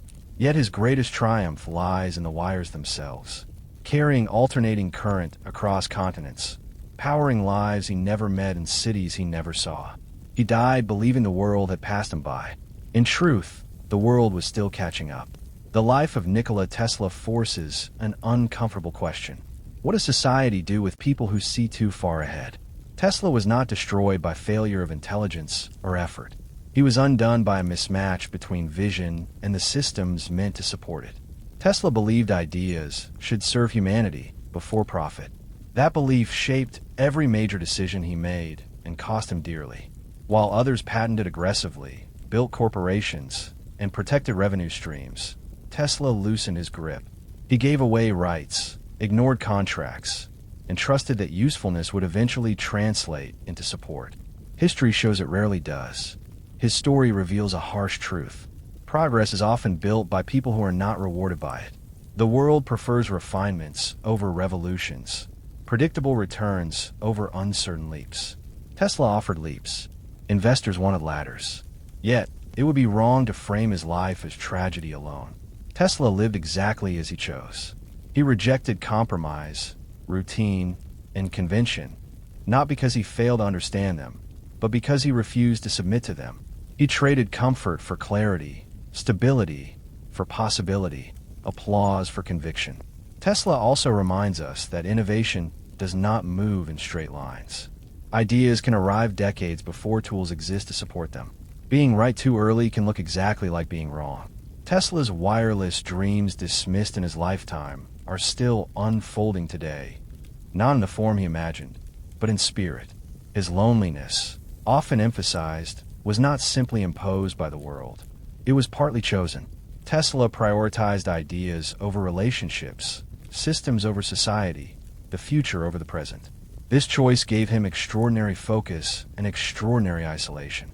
Modern culture often romanticizes Tesla as a misunderstood martyr or secret genius. The reality is more complex. He was brilliant, difficult, generous, rigid, visionary, and flawed. He was human. What endures is not the myth, but the infrastructure. Every time a city lights up at night, every time electricity travels hundreds of miles without collapsing, Tesla's thinking is at work. His success did not come with applause or wealth. It came with permanence. Tesla's life teaches that the future does not always reward its architects, but it cannot exist without them. Some minds are not meant to fit their time. They are meant to bend it. And sometimes the measure of a life is not how comfortably it is lived, but how long its ideas last. Long before maps were objects you could fold or hang on a wall, they were ways of thinking. Ancient humans did not begin mapping out of curiosity alone. They did it because getting lost could mean death. A map was not about accuracy in the modern sense. It was about memory, survival, and meaning. The earliest maps were mental before they were physical. People memorized landmarks, stars, coastlines, seasonal changes, and paths worn into the land by repeated movement. Knowledge was stored in stories, songs, and rituals. Turn where the river bends. Stop before the red hill. Travel when this star rises. Space was learned through repetition, not measurement. When humans finally began drawing the world, they did not try to copy it. They tried to explain it. Early maps emphasized what mattered most. Water sources were exaggerated. Dangerous zones were highlighted. Sacred places were centered. Distance was often irrelevant. Importance was everything. This is why ancient maps can look strange to modern eyes. Rivers run in impossible directions. Cities appear larger than mountains. The sky and earth overlap. These were not mistakes. They were priorities. A map was a tool, not a mirror. Mapping was also an act of control. To name a place was to claim it. To draw a boundary was to assert authority. Kings mapped territory to tax it. Priests mapped the heavens to interpret fate. Travelers mapped routes to return home. Every map carried power and bias. Crucially, ancient people did not separate space from time.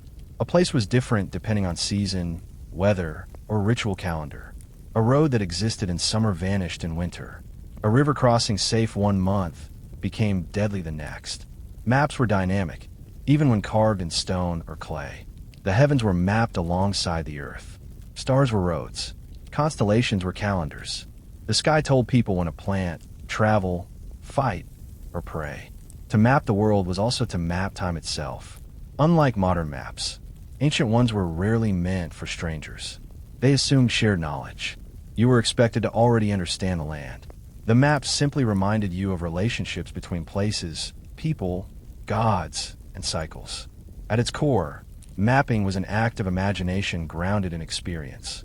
It asked one essential question: what parts of the world matter enough to remember?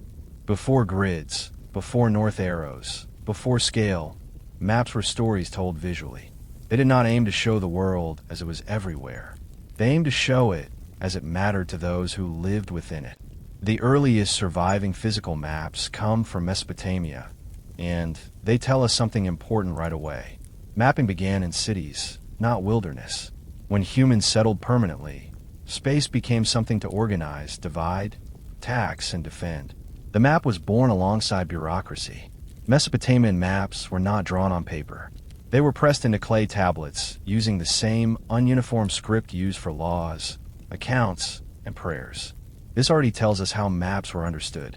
They were records, official objects, part of administration, not art. Most Mesopotamian maps were small-scale and highly selective. They showed irrigation canals, field boundaries, city districts, and property lines. These were practical documents meant to resolve disputes, allocate land, and manage resources in a landscape shaped by rivers that flooded unpredictably. When the land shifted, the map mattered. But Mesopotamia also produced something far more ambitious: maps of the entire world as they understood it. The most famous example is a Babylonian world map, often called the Imago Mundi. On it, the city of Babylon sits firmly at the center. Surrounding it is a circular river representing the known world, enclosed by a cosmic ocean. Beyond that lie triangular regions labeled as distant, dangerous, or unknown. This was not ignorance. It was worldview. To the Babylonians, the world was ordered around cultural and cosmic importance, not physical distance. Babylon was central because it was central to meaning, power, and divine favor. The map reflected hierarchy, not exploration. Text and image worked together. Written labels explained what drawings alone could not. Mountains were not drawn realistically. They were symbols. Rivers were straightened. Scale was irrelevant. What mattered was relationship. This city controls this canal. This land belongs to this god. This border marks authority. Mesopotamian maps also blurred geography and mythology. The edge of the world was not just far away. It was where monsters lived, where the normal order broke down. Mapping the unknown meant acknowledging danger, not erasing it. Importantly, these maps were not meant for travelers. They were meant for officials, priests, and rulers. Navigation still relied on experience and oral knowledge. The The map's role was conceptual. It defined how the world was structured, not how to walk through it. In Mesopotamia, mapping was an extension of governance and belief. To draw the world in clay was to say, this is how reality is arranged, and this is where you stand within it. In ancient Egypt, maps were born from repetition. The land itself forced precision. Every year, the Nile flooded, erased boundaries, and then retreated, leaving behind fertile soil and confusion. Fields vanished, property lines dissolved. To govern, Egyptians had to redraw the world again and again. This is why Egyptian mapping focused less on exploration and more on measurement. Surveyors, often working for the state or temples, re-established borders after each flood. Using ropes, sight lines, and geometry, they recreated order from chaos. Mapping was an act of restoration, a way to return the land to its proper balance. Egyptian maps were often drawn on papyrus or carved into stone walls. They showed estates, canals, quarries, and roads, not in perspective, but in plan. Objects were flattened and symbolized. A temple was not shown as it looked, but as it functioned. A canal was a line of control, not a scenic feature. Orientation mattered. South was often placed at the top of the map, reflecting the upstream direction of the Nile. North, associated with chaos and foreign lands, fell below. This alone tells us that Egyptian maps were moral documents as much as spatial ones. Direction carried meaning. The Nile itself dominated Egyptian spatial thinking. It was the spine of the country, the axis around which everything else was organized. East and west were defined relative to it. Life, work, and agriculture belonged to the east, where the sun rose. Death and the afterlife lay to the west, where the sun set. Maps reflected this cosmic division clearly and deliberately. Egyptians also mapped beyond the earth. Tomb walls and papyri included detailed maps of the afterlife, routes the soul would travel after death. These were not symbolic suggestions. They were guides. They showed gates, obstacles, guardians, and paths that had to be followed correctly to reach eternity. To be lost in the afterlife was as dangerous as being lost in the desert. Astronomy fed directly into geography. Star maps aligned temples. Celestial cycles regulated time, labor, and ritual. The sky was treated as a second landscape, ordered and navigable, just like the land below. In Egypt, mapping was not about discovering new worlds. It was about maintaining balance in a world already known. To draw the land was to reaffirm cosmic order, a statement that chaos had been pushed back at least for another year. In ancient Greece, mapping took a sharp turn toward abstraction and theory. Unlike earlier cultures that mapped to manage land or affirm cosmic order, Greek thinkers asked a more unsettling question. What does the world actually look like? Greek maps were born in the company of philosophy.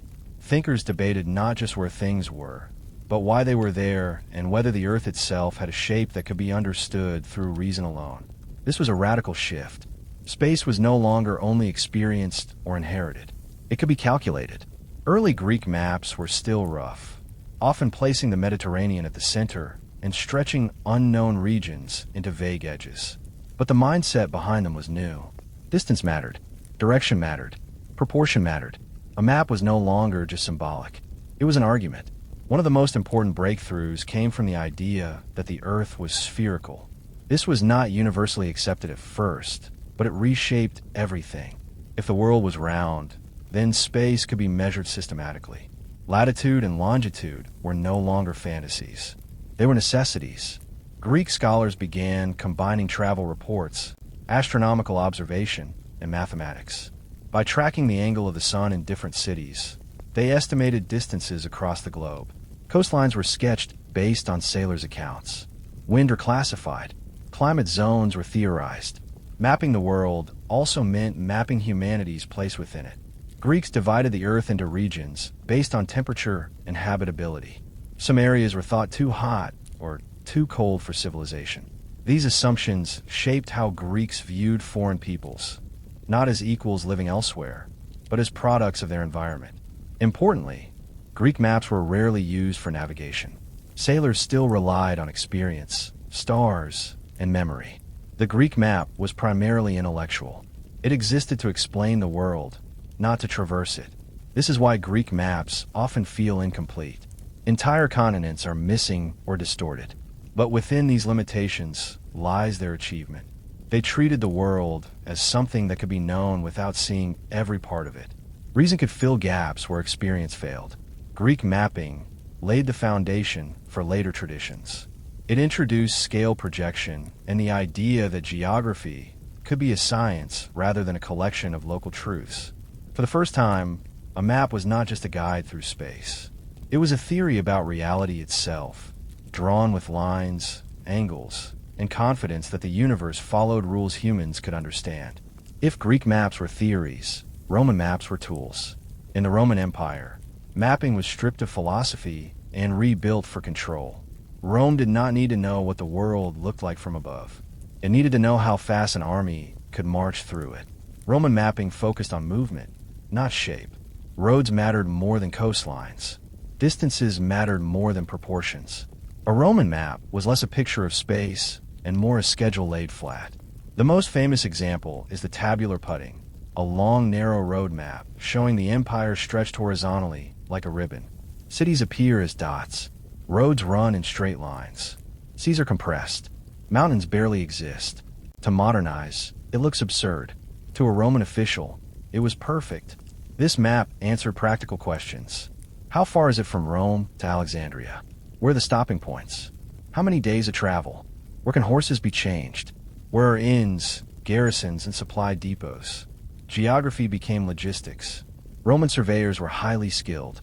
Using tools like the groma and courbates, they laid out roads with astonishing precision, often in straight lines that still define modern landscapes. These measurements fed into maps used by administrators, tax collectors, and military planners. Mapping was inseparable from governance. Unlike earlier cultures, Rome mapped aggressively outward. Conquest demanded documentation. Provinces were recorded, borders marked, resources noted. A place that was not mapped was not fully Roman. To draw a road through land was to claim it permanently. Roman maps also reinforced hierarchy. Rome itself was the fixed reference point. Distances were measured from the capital. All roads literally and symbolically led there. The map did not show the empire as equal regions.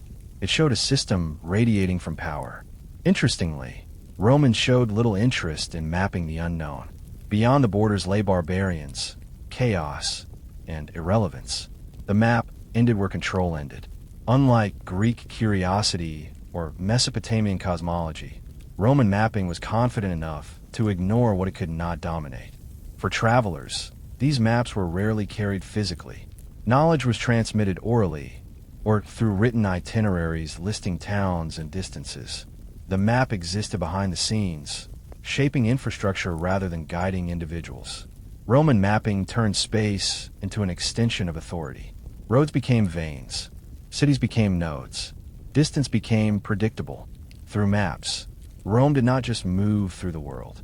It organized it, standardized it, and held it together with ink, stone, and discipline.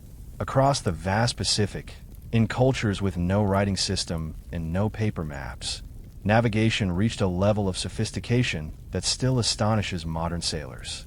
In the islands of Polynesia, mapping was not something you looked at. It was something you learned, memorized, and felt.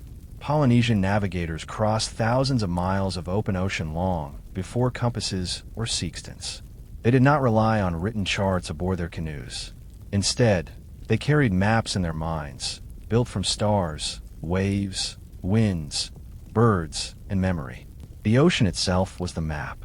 What outsiders later called stick charts were teaching tools, not travel guides, made from thin sticks tied together with fiber. These charts represented wave patterns, island positions, and ocean swells. Curved sticks showed how waves bent and reflected around land masses. Shells or knots marked islands.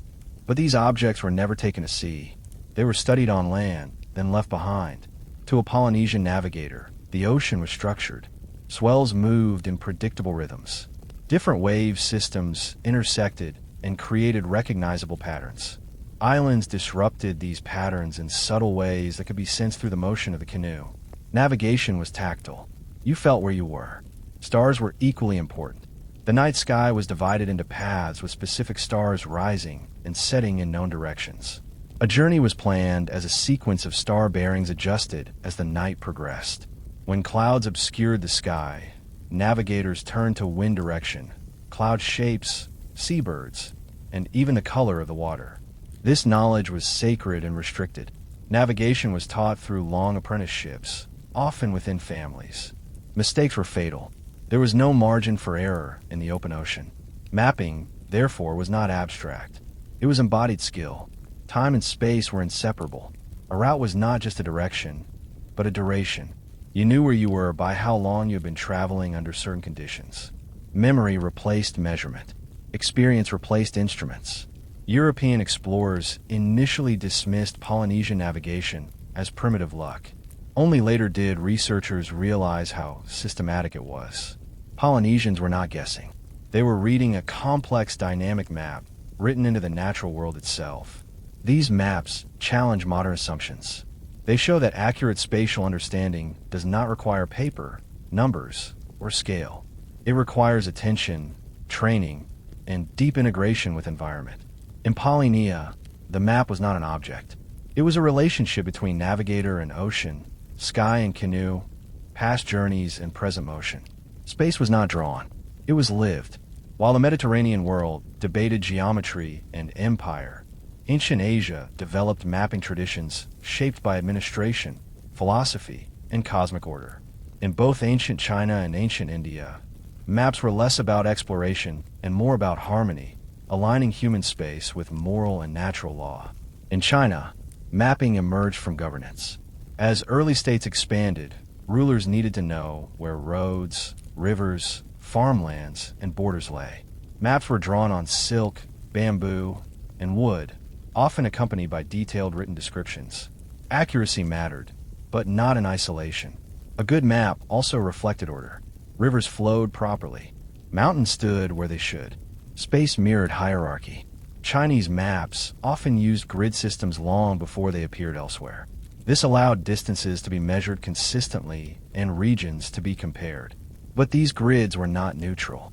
The capital sat near the center, reinforcing political gravity. Peripheral regions appeared smaller or less detailed, visually echoing their subordinate status. Crucially, Chinese mapping linked geography with cosmology. The landscape was shaped by key vital energy flowing through mountains and waterways. Maps helped locate auspicious sites for cities, tombs, and temples. Choosing where to build was not just practical, it was ethical and cosmic. Mapping became a tool for maintaining balance between heaven, earth, and humanity. In ancient India, maps took a different form. Physical graphy existed, especially for land grants and administration, but much spatial understanding was preserved in texts. The world was described through layered regions, concentric continents, and sacred axes. Mount Mayu stood at the center of the cosmos, surrounded by oceans and lands arranged symbolically. These were not navigational errors. They were metaphysical maps. Indian cosmology treated space as inseparable from moral and spiritual progress. Pilgrimage routes mattered more than political borders. Sacred rivers were mapped through verse and ritual memory rather than ink. Astronomy again played a central role. Calendars, star paths, and planetary cycles shaped how space was understood. Time and geography merged. Knowing where you were also meant knowing when you were within cycles of rebirth, duty, and ritual obligation. Unlike Roman or Greek traditions, Asian mapping did not seek to conquer space intellectually or militarily. It sought to situate humans correctly within it. Maps were guides for behavior as much as for movement. These traditions remind us that mapping is never just technical. Every map reflects values. In China and India, the value is balance between ruler and land, human and cosmos, action and restraint. The world was not something to be mastered. It was something to be aligned with. And maps showed how. Not all ancient maps were meant to guide feet or ships. Some were meant to guide lives. Across many ancient cultures, mapping extended beyond land and sea into time, fate, and the heavens. These maps did not show where you were going. They showed when and why. Astronomical maps were among the most precise creations of the ancient world. Star charts track the movement of constellations, planets, and the sun across seasons. In Mesopotamia, priests mapped the sky to predict omens. In Egypt, stars aligned tombs and temples. In China, celestial maps mirrored imperial bureaucracy, with heavenly officials watching over earthly ones. Mapping the sky was a way to understand order itself. These maps were deeply practical. Agricultural calendars depended on them. When a star rose at dawn, it signaled planting or harvest. When a constellation disappeared, it warned of floods or drought. Time was not abstract. It was spatial, written across the sky. Sacred maps also guided souls. In Egypt, detailed maps of the underworld showed the soul's journey after death. Gates, judges, dangers, and paths to eternity. These were not metaphors. They were instructions. To know the map was to survive the afterlife. In Mesoamerica, calendars functioned as maps of destiny. Days had directions, colors, gods, and meanings. Time moved through space cyclically, not linearly. To be born on a certain day placed you at a specific point in a cosmic map that shaped your fate. Space, time, and identity merged. Even cities were mapped symbolically. Many ancient capitals were laid out as cosmic diagrams. Streets aligned with solstices. Palaces marked the center of the world. Temples represented mountains or stars. Living within the city meant living inside a map, one that constantly reinforced how the universe was ordered. These invisible maps were often more important than physical ones. A traveler could get lost and recover. A soul that lost its way did not. A farmer who ignored the calendar starved. A ruler who ruled out of alignment lost legitimacy. Modern maps separate space from meaning. Ancient maps rarely did. To map something was to explain its role in a larger system. The question was not where is this, but what does this belong to?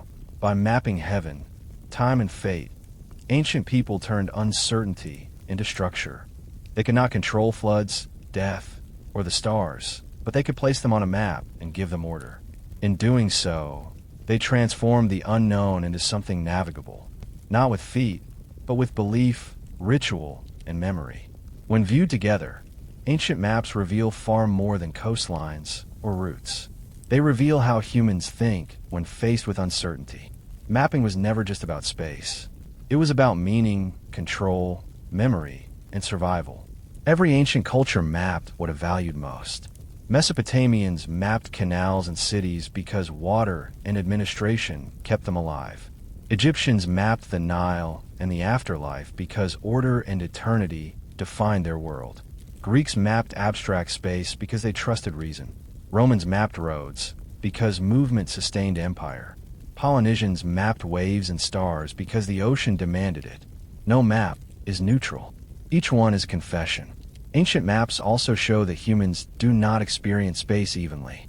We exaggerate what matters and compress what is not. Sacred places grow large. Dangerous zones loom. The familiar becomes central.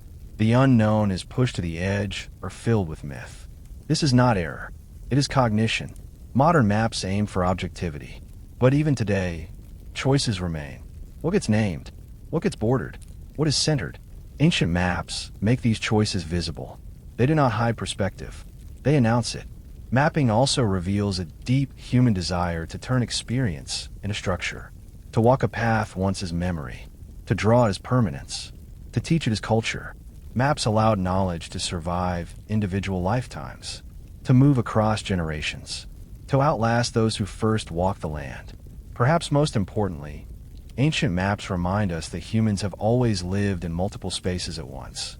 Physical landscapes, social hierarchies, sacred cosmologies, temporal cycles. A map could show one or all depending on what the culture needed. We often judge ancient maps by modern standards and find them inaccurate. But accuracy was never the point. Relevance was a map that guided survival, ritual, or identity was successful regardless of scale or projection. In this sense, ancient maps were deeply human. They blended observation with imagination, precision with belief. They acknowledged that the world is too complex to capture fully. So we choose what matters and draw that. Even today, when satellites can photograph every corner of the planet, we still map selectively. We still center ourselves. we still tell stories through space. Ancient maps remind us that mapping is not just about knowing where you are. It is about knowing who you are and how you believe the world is meant to be understood.